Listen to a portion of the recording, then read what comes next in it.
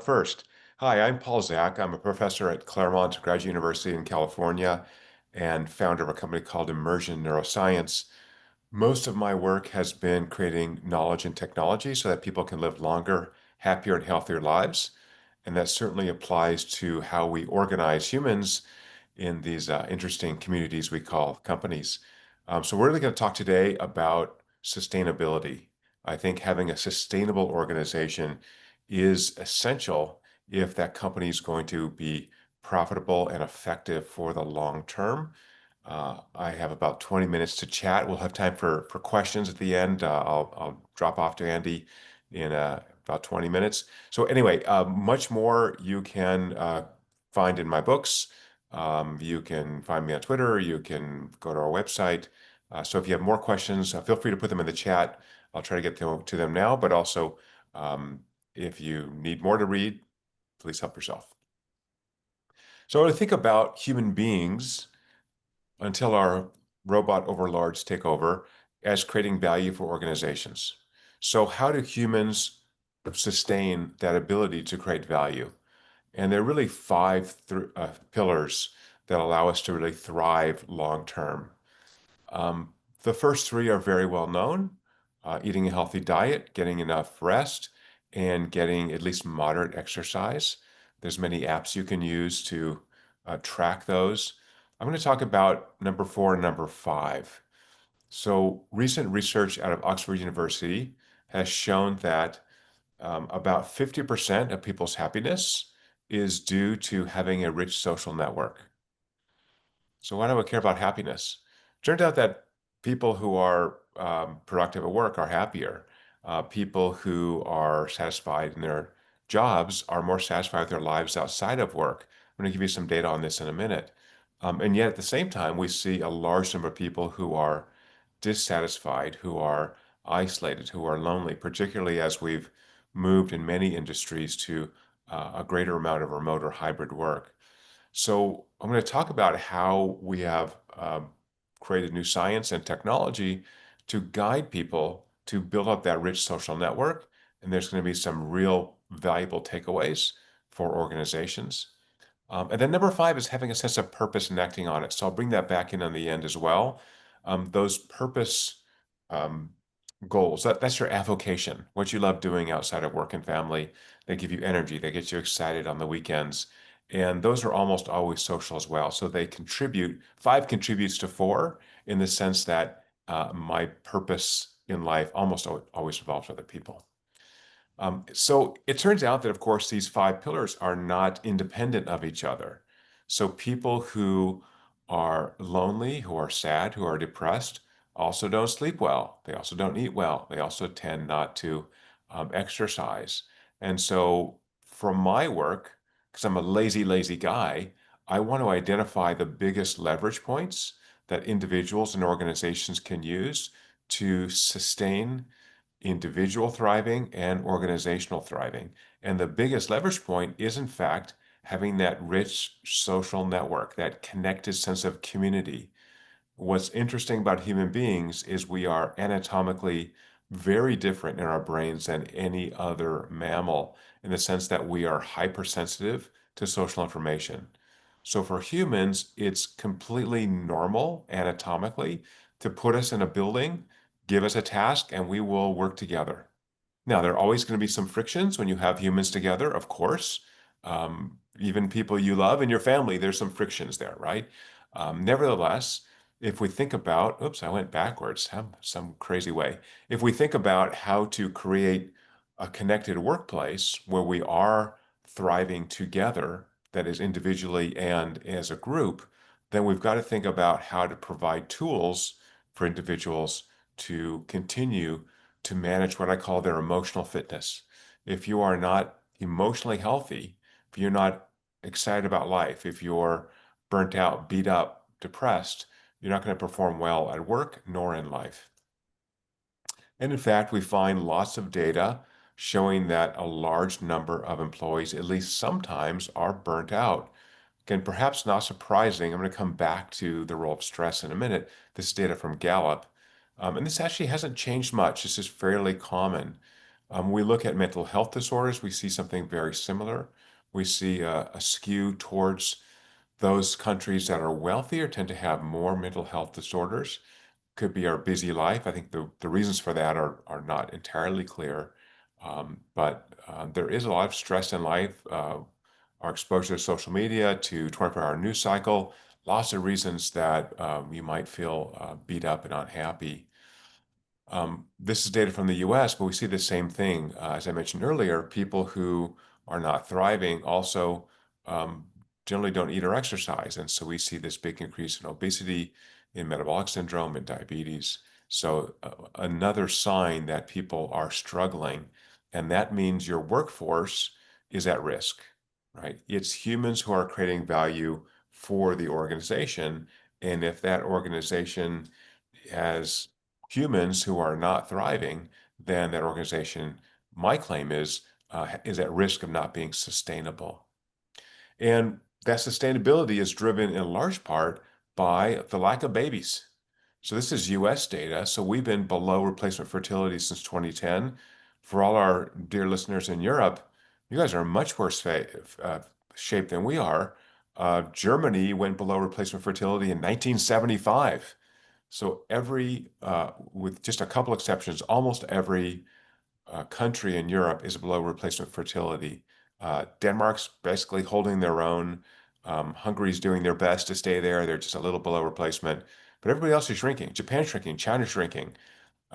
India, which is growing, is growing much more slowly in terms of population. And let's be honest, you guys, at least for a while, immigration is not going to solve this problem. Immigration is kind of off the table. Well, everywhere at least in the developed world, we've had this influx of immigrants, and there's been a lot of backlash. So, if you have humans that are creating value for your organization, they are important, they are precious. The war for talent is long over. Talent has won, and so we need to think about providing not only tools for people to be physically safe and healthy, but also emotionally safe and healthy. We see, I'm sorry, guys, my clicker's too fast. We see also a increase in social isolation and loneliness. So I think you're aware of these data, but it doesn't look good in terms of the ability to be productive at work, to be satisfied with your life, to not face sick days because you're so burnt out and beat up. I'm a very cheap guy. When you run a company, you're a cheap person because you know the price of everything that you pay for. And I'd rather make investments in employee emotional fitness than have them quit or be sick or move along. And it turns out that individuals who are lonely don't perform as well. Their productivity is lower. They're more likely to quit their jobs. They face higher medical expenses. So there is a real call here to resolve this issue, and this skews strongly towards the younger generations. And so there are more people suffering from mental health disorders who are younger than who are older. So, how do we solve this problem? So I've created technology, me and my team, that allow us to measure the value that people's brains get from social emotional experiences at scale and in real time. I'm going to tell you about that in a minute. But so far, we've measured over 50,000 brains. That allows us to really mine these data to understand what it means to thrive and then create simple goals and technologies. Well, simple goals and complicated technologies so that people can begin to manage their own emotional fitness. This network in the brain that you can see in this positron emission tomography image, I've called immersion. It's a combination of signals that capture the value of the experiences we're having. And we've shown how much of this neurologic immersion, this is a 1 second frequency neuroelectrical data stream that is measurable.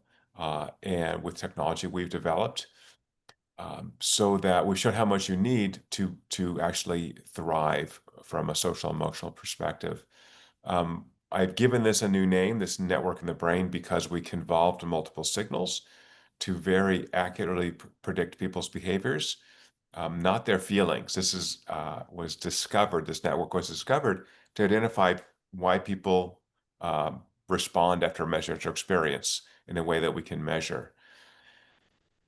I don't really believe in feelings. I'm sure that people think they have feelings, but I believe in electrical signals and behavior. And it turns out that what your brain values is what you do. If you value the community of people you work with, you will put more effort into supporting that community. You'll be more productive and subsequently be more satisfied with the work you're doing. And so, knowing that, knowing how to measure this in the brain, gives organizations a way to measure and manage the way they organize humans for sustainability. So uh, the app we developed to do this is called Six, SIX. Lots of publications showing that when people have six or more well-defined high social emotional value moments neurologically per day, they are truly thriving. They are putting energy into their lives. They are passionate. They're engaged with humans. They are satisfied. This is like physically working out, right? If you're working out, it's hard, but you feel good when you're done. Emotional fitness is the same way. People reaching those six goals are fully engaged in life. They're present. They're emotionally open. They are doing those things that are important to themselves and the people around them. And one of the things we find, which might surprise you at first, is that people on average get more high value moments neurologically at work than they do at leisure. Why would that be the case? Well, at work, I have people who depend on me and I have specific goals, right? These high value moments are metabolic investments in doing something valuable, right? We're measuring neurologic value here. At leisure, if I'm sitting around watching football, having a beer with my friends, no problem with that. Fine, go for it. It tends not to be goal directed. So many of these high value moments are goal directed. They almost always involve other people. So if my friend Andy and I go for a hike up in the Highlands in Scotland, we're going to have a heck of a good time.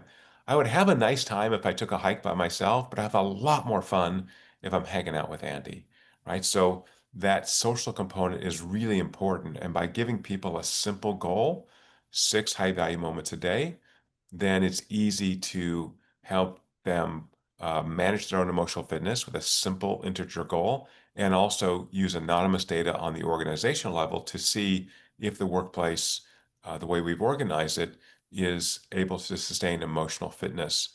We find that people who have three or fewer high value moments per day have depressive symptoms. Pardon me, they have low energy and low mood. So, again, there'll be times when all of us are just low energy and have low mood, but by having a goal and a way to measure it, which is private to the individual, he or she can then start to make better decisions to improve and grow their emotional fitness. So the app is free. There's a QR code on the screen. You can use it. I'll give you a bigger one when we get towards the end of the talk. We pull signals from smartwatches and fitness wearables. So I need to get physiologic data from you in some way. We transform those signals using algorithms in the cloud to capture the value it gets from these social emotional experiences. We are device agnostic, just about any wearable that people have, including Oura rings and Apple Watches and Whoop, we can pull signals from, and it gives people this information that is outside of conscious awareness. So oftentimes, what people feel, believe consciously is valuable to them actually is not that valuable. So the reason we have technology is because there's this giant um, canyon between what we think is most important to us and what our brain values the most. The app automatically links to your calendar and your location, so you can begin to build, or individual users can begin to build a catalog of what they value the most, and they can lean into those things. We've also trained a large language model that, after a couple days use, starts to give you prospective advice. Meets with Andy Barker. Awesome. Do more of those. Skip the coffee. They're going to be amazing. Uh, Meetings with Sue from my company. Oh gosh, they're the worst. So I'm going to try to avoid meetings with Sue if I can help it because they're just not valuable to me. Maybe I have to have those meetings, but they're not something that's most valuable. So if I can begin to make better decisions, I can curate my life to be more productive at work and more satisfied because I'm expending energy, that passion, that um, focus on those things that really help me develop my own emotional fitness. We've also built in a social layer here so you can share your data and vice versa with trusted colleagues. This is a preclinical solution. I think one of the problems in psychiatry is we wait for people to have a crisis, and then hopefully in the next 3 months, 6 months, 9 months, you can see a therapist or a psychiatrist. It's too little too late. What we've done is have you develop an inner circle of friends that you can just see how many key moments they're having. Within the app, you can send them an emoji, a thumbs up, a heart. Hey, Connor, no key moments, my friend. Thinking about you. Or God forbid, people like me and Andy who have gray hair, we can actually call you up on the phone. So it turns out that these phones actually let you call people. You can talk in voice. So, hey, George B, you haven't had a key, or my friend, I haven't seen you had a key moment in 3 days. Let's go grab a coffee. Are you doing okay? Right. So this way we can begin to support each other on this emotional fitness journey. And to me, that is a small investment in maintaining a sustainable workplace and a sustainable workforce. Organizations can get an anonymized view of where individuals are. I mentioned stress a little earlier. Stress is great for you. If you don't have stress, you're dead.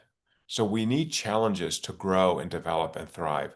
Chronic stress is bad for you, right? Chronic stress generally lasts more than a couple weeks. It tends to interrupt your sleep. It interrupts your thoughts when you're resting. So chronic stress, not good, but challenge stress is great for you. We need those challenges. So we have developed a physiologic measure of psychological safety.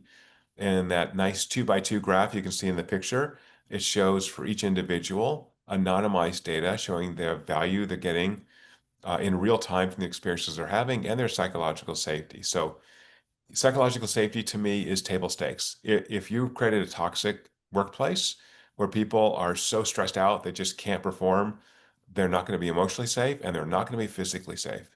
But once you establish a base level of psychological safety, thriving is really driven by having the opportunity to really perform at your best, to do things you love doing that gives you lots of value, and to be able to track that and see what those things are, again, allows people to make choices so they are curating their lives to truly thrive. Here's some data we see from social connections in businesses. So uh, this is a nationally representative sample of U.S. adults who have strong social connections, as we've measured in their businesses. Um, of course, greater job satisfaction. We find they innovate more. If you have some strong social connections, you have a support group and you can take more risk, fewer sick days, and as I mentioned earlier, 29% more satisfied with their lives outside of work. So if you're a sustainable human, you're not a robot. You're not a piece of human capital. You're a human being and you have a personal life. And if your personal life is so unbalanced against working all the time, that's not sustainable. So really, it's important to have high satisfaction with your life outside of work so that you're a good parent, a good citizen, and a good spouse. So um, this is a fun way to bring this in as employee benefit to ensure that individuals can manage their own emotional fitness, to be in a social group so that we support each other on this journey and we create sustainable humans. There's the QR code. It's free. There's a premium version. If you want to try that, you can, but it's free. And my goal is to get 1 billion people on the planet in the next 3 years to use this app to give them a language and a tool to measure and manage their own emotional fitness. This is the way we build healthy societies, healthy organizations, and healthy individuals. Thank you so much for listening. I'm going to pass this off to my dear friend, Andy Barker. Hey, so I think we'll write down any questions you have, and what we'll do is circle back at the end. But if you've got a question, please don't lose it. And of course, we did a trial earlier on about sharing slides, and I've just made a mess of it. Are we good? So, I'm Andy. I'm going to break a little bit of the TED Talk rules by telling you stuff that you don't want to know, which is stuff about me. I am a safety professional, have been since the 90s. And I'm proud to say that some of the work I've done has got to international award level. But what I'm most proud of, and I'm going to talk you through some of the case studies of what we did and how it came about, and give away some secret sauce because that's what we're here for. What I'm most proud of is the companies and the organizations that I worked with,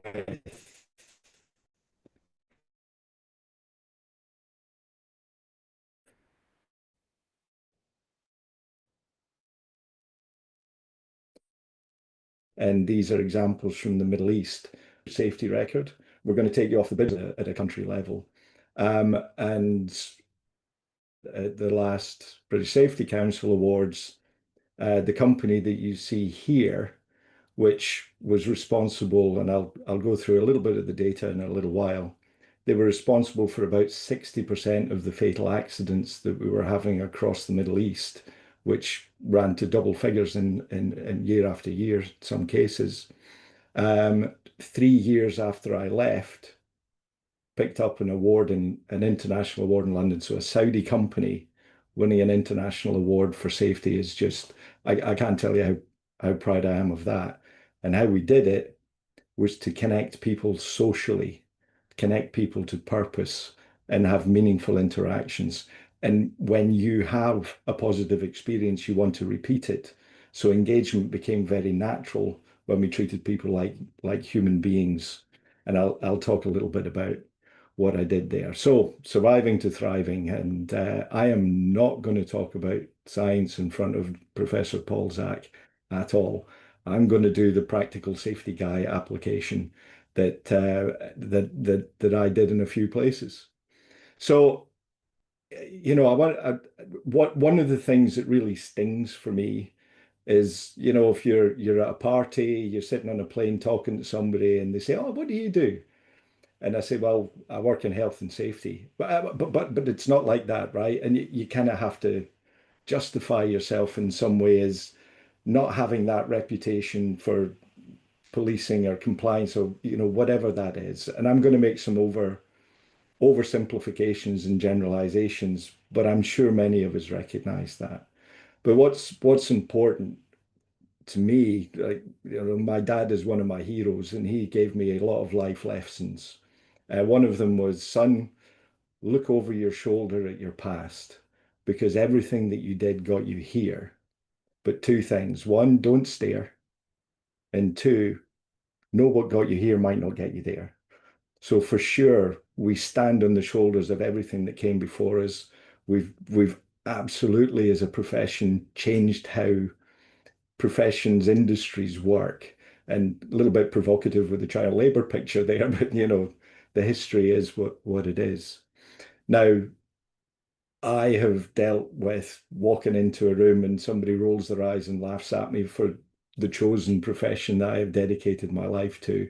And I see frustration in people hiding when, the safety people comes along. And what I wanted to do was change that. And what I changed was a focus in my own territory, if you like, my own sphere of influence, change of focus on what hurts us, a little bit provocative, and shift to what makes work safer and how do we get there. And that's what I'm going to talk about next. But first, I hope I can see the chat. Yeah, I can. Um, if you could look at this alphabetical list of professions and just tell me what your top three most trusted professions are from this list. Please drop it in the chat. This is where we find out if there's actually anybody in the webinar, right? Or secondly, if anybody's wanting to say anything. So please put something in the list. Thank you, Michelle. Doctors, paramedics, nurses, straight out the box. Thank you very much. Anybody else want to have a go? Teachers, nurses, doctors. Okay, brilliant. Thank you, Joanne. Doctors, medics, nurses, firefighters. Thank you, David. Thank you, Tim. I'll give it a couple of moments, see if anybody else wants to contribute. You're allowed to say the same things. You're also allowed to say something different, right? Okay. But firefighters, doctor, oh, corporate lawyers. My partner's one. I like the qualifier. Teachers. Okay, cool. So that's your top three. What about your bottom three?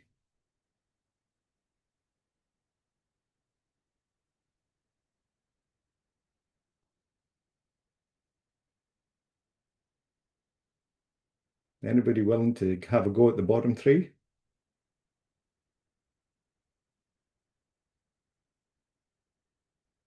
Give it a second. Bailiffs, estate agents, politicians. Thank you, Joanne. Estate agents, investors, politicians. Interesting. Lawyers, politicians with capital letters, got the message. Politicians, estate agents, TV stars. Okay. Okay. So thank you very much for your participation. Now, what's going on? I mean, I imagine you're not all sitting in the same room comparing notes with each other. I've asked this question in the Far East, the Middle East, all over Europe and the US, and you will be pleased and perhaps not surprised to know that everybody answers pretty much the same way. So why is that? Why is that? So I'm looking at Paul here. You can jump in and correct me at any time. But there's something going on that I believe is called evolutionary psychology. We look to people that dedicate their time, trouble, effort, lives, professions, whatever, to helping other people survive and thrive. So we default to trust when we see others helping others. Now, where we see, or where people who's not there, but we're delighted that they are out there. Oh, did I just disappear? Am I still on? Yeah, okay. My camera just disappeared. But what we when we don't trust or admire a profession, it's because we perceive them as taking from society or profiting on the backs of others, if you like. We like those kind of people a little bit. Think about departments that you work alongside and try and put top three, bottom three together on that, and then figure out, is that because I understand how they help me with my purpose, or they help the organization with their purpose, or perhaps not, because it's pretty much default for us. So I'm going to try and get that. I've lost the chat again. So just single words, if you don't mind. What do you want from your boss? So just give me some single words, pop them up, and tell me what you think you want from your boss.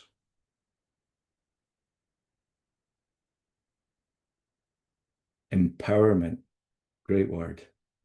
Support, thank you. Yeah. Any more for any more? Freedom. Oh, that's a fine Scottish word.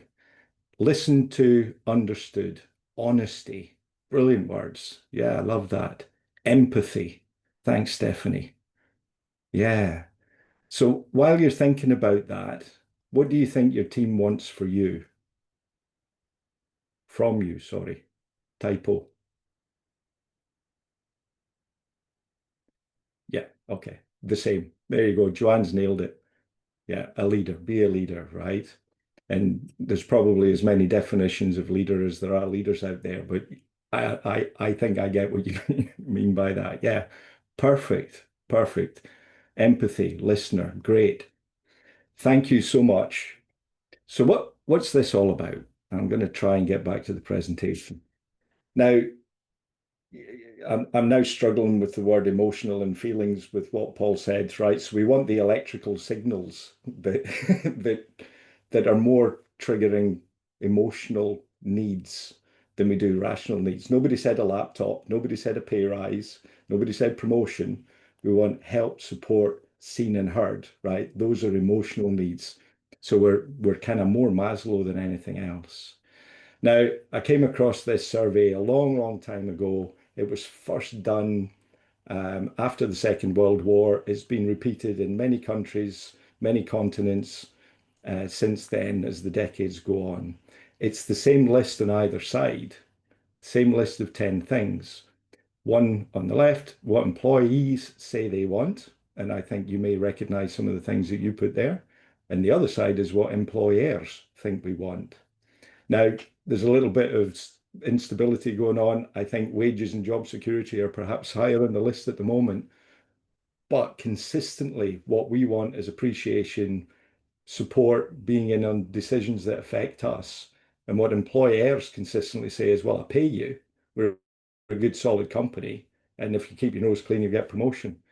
But that isn't what motivates us. We want a good experience at work.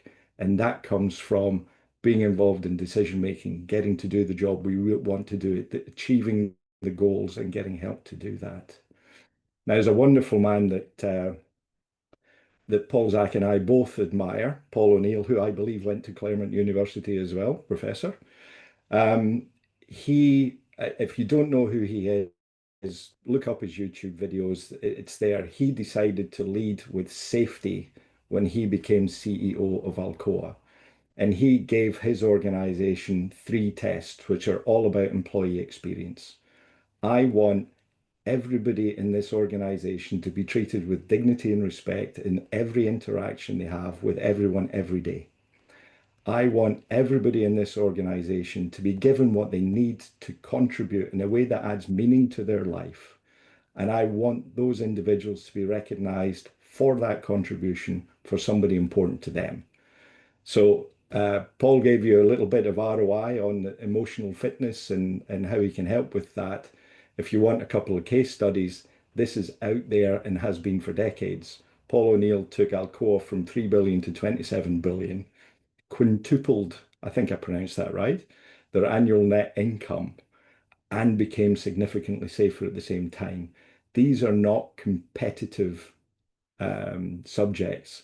Safety doesn't compete with productivity. You get psychological safety first, safety follows, and it's all linked to positive experiences.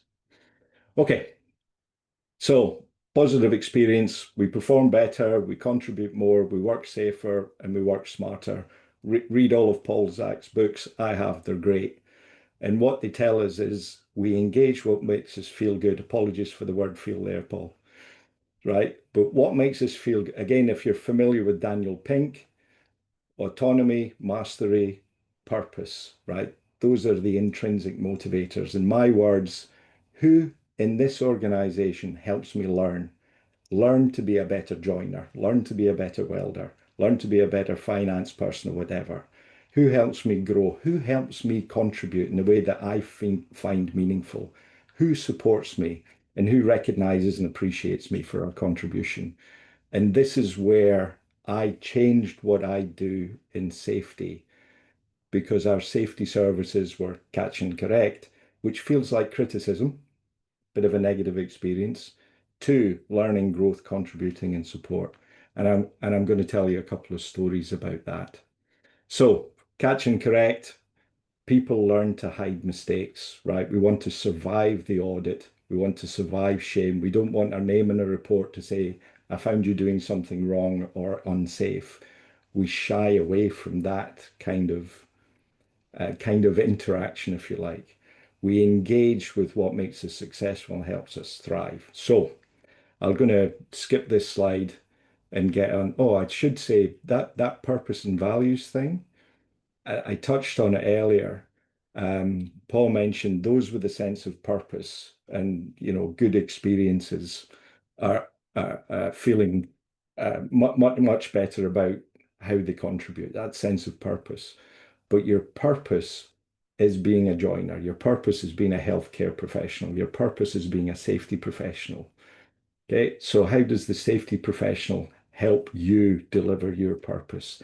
It isn't anymore about avoiding you getting hurt.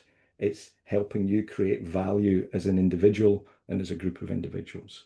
And the idea that I had was if I focus on the positive, I can squeeze out the negative because I've been focusing on the negative for so long and it persists, right? I got the same performance outcomes by trying to catch people in a situation that was potentially harmful to them.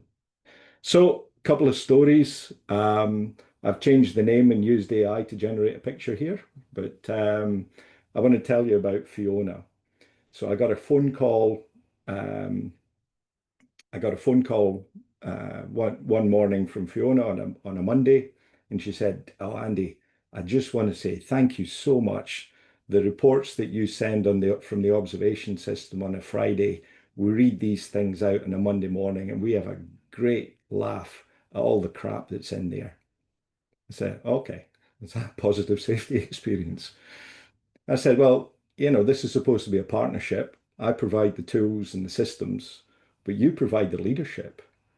So how does our partnership end up with crap in the system? Let's go and have a conversation because, we're hitting 10 a week per person, but we're not getting the quality that we want out of it. So what are we going to do?" So Fiona's a brand new ops VP. She's new in the chair. I'd just gone into this part of the business for the company I was employed with as the new head of safety. So good time to have a chat. We sat down in Costa. We did, solved world hunger and all those kind of things, trying to figure out what's the right question to ask. And this is Fiona's question. Andy, tell me, how do I know if every one of my employees are safe every day? Brilliant question, really difficult to answer. And what I said is, it, I'm not responsible or accountable. I'm just a help. Why don't you ask that question of your team on Monday morning instead of reading out the observations? So, how do you know to your team, your directors, if every one of our employees is safe every day? And I predicted that somebody was going to say, we've got great stats and we're zero, right? We're not hurting people. We've got great policies and procedures, right? I think somebody's going to be fascinated with their shoelaces. I think somebody's going to I really hope we run out of time on this agenda item before you get to me. But somebody, and hopefully more than one person, has got a great story about how they personally went out and can find out this is what I know about people, what it is that they're doing, and why I know they're safe. Spend time with that individual, recognize them for their contribution, appreciate them socially in that group for giving you an answer that you like. Then ask the question on Monday again, and ask the question on Monday again. I think Shoelace Guy is very much at the tail end of it, of the adoption curve, but you are going to have some early adopters that recognize the change, recognize that answering the question for the boss is important to the boss, and they're going to go out and ask their people, "How do you know?" And they're going to ask their people, "How do you know?" And we're going to cascade down the organization. How do you know? Now, because this is a partnership, and there's a few other questions, but this is the headline. The safety department started asking similar questions. We ditched the audits to an extent, the checklist, the inspections, and we started asking, what's it like to be you here? How do we create safer work? What's the challenges you face? Quick overview, it's an infrastructure business, road, rail, power, water infrastructure. And Fiona looked after the ecologists, the people that do the ecology surveys before the big civils projects come in. And when we asked this question, one of the graduate engineers said, "Well, I do work near water."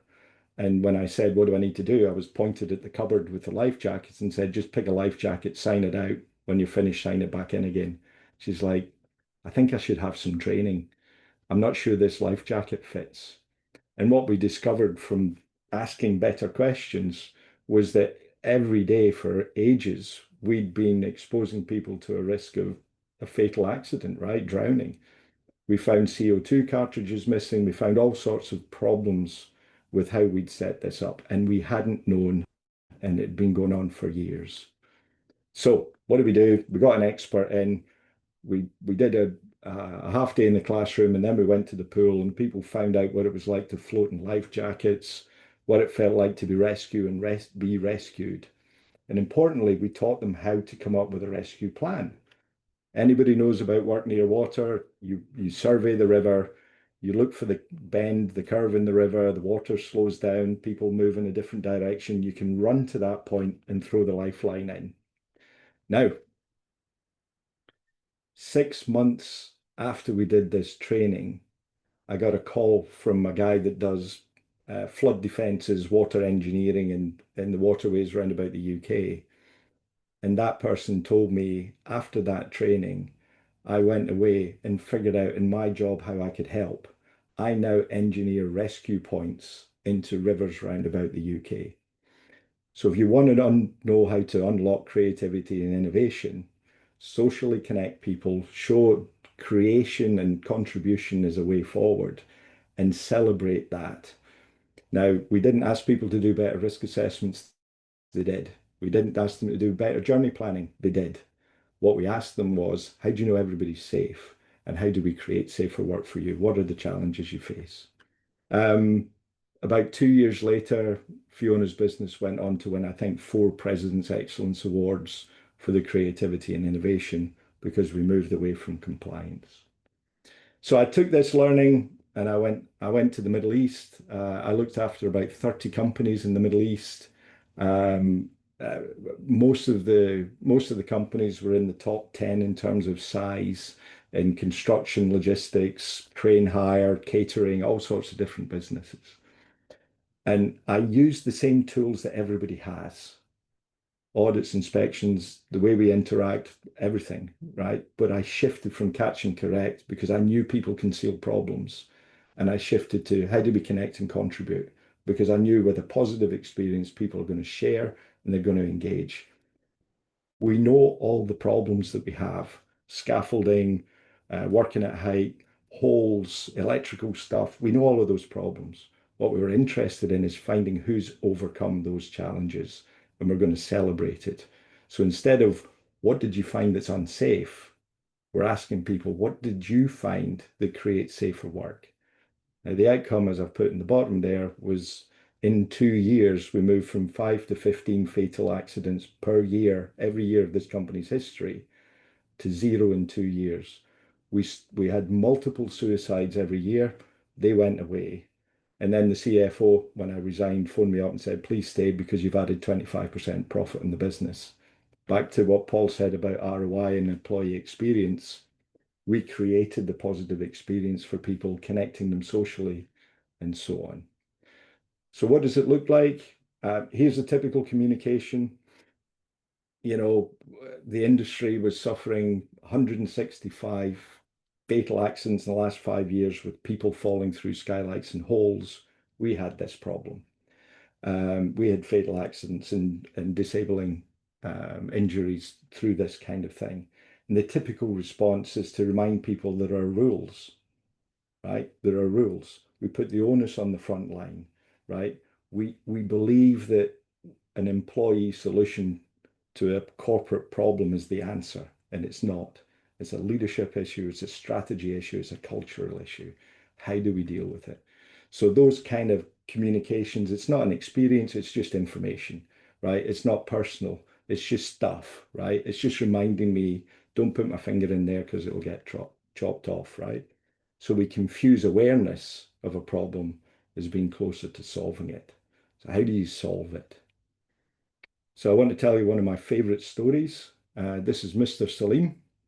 Mr. Salim saw a hole, and what this is a construction site and a power distribution construction project, and that hole is a 3 meter drop. Right? These are the problems that we had in construction sites around about. Now, what do you do when you find a hole? Most of the time, people know if there's a hole uncovered, somebody reports it, it's a high potential, it's a SIF, whatever you want to call it, it's a WPS, worst potential severity 4 or 5. Senior people are going to come, we're going to have a just culture, we're going to have an investigate, whatever. But somebody's going to get fired, right? Somebody's going to feel the risk that comes from reporting such things because it's significant. So we hide them. So what did we change that to? We said thank you very much because Mr. Salim got help and he covered it up. We held the monster, the corporate monster, at bay and said, please trust me. If we find people that are the solutions to our problem and we celebrate that, more people will find and fix our problems. And we told the story trust, professionalism, and collaboration. Mr. Salim has our company values in his job description. How can you show they're in yours? So we don't learn when you send out a communication to say, follow the rules. What we do learn is how to behave socially, and trust is a social risk assessment. If I share this information, will I get help or harm? And back to what do we want? We want recognition. We want a positive experience. We want help and support with problems. This story is exactly that. This positive experience went round the organization, right? Because the blue collar workers are like, hang on, you tell me if I fix the scaffold and cover up a hole and fix the electrical system that I'll get a thank you, not told off, not a name in a report about unsafe. And the answer was yes. So I developed a ton of metrics over time. Um, if you take the Mr. Salim example, it was one of the first stories that I got that told me that I'm on the way to something else. So in September, I called this increasing trust. In September, I got two stories, right? Somebody said, I'm going to try you out, right? I'm going to do a social experiment. If I tell you I fixed this problem, what happens next? And we said, thank you. So in October, I got 75 problems solved and stories to be told. In November, I got 120, 130. In December, we got more than 200. And on this site, that was more than 30% of the workforce, which on the social distribution curve means we've just shifted the way things get done around here. It's now not socially acceptable for you to tell us things as opposed to what it was before, which it was not socially acceptable to say anything, right? It's now socially acceptable for everybody to say, I need some help.